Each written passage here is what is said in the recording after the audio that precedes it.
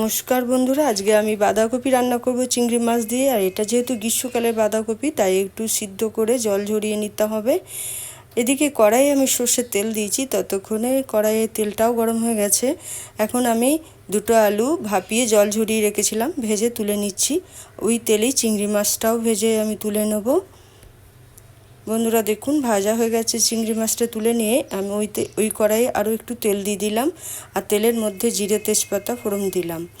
আর এখানে বাঁধাকপিটা দেখুন জল ঝরানো হয়ে গেছে, আমি তেলের মধ্যে নাড়াচাড়া করে নিচ্ছি।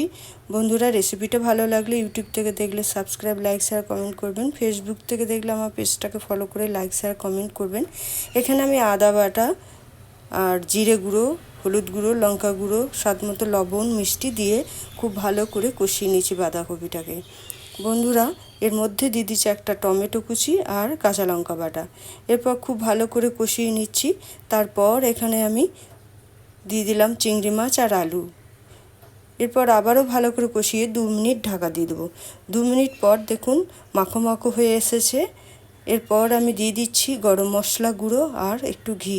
এরপর নাড়াচাড়া করে আমি গ্যাসটাকে অফ করে দিলাম আর সার্ভ করে দিচ্ছি। আবারও দেখা হবে অন্য কোনো রেসিপিতে। ভালো থাকবেন।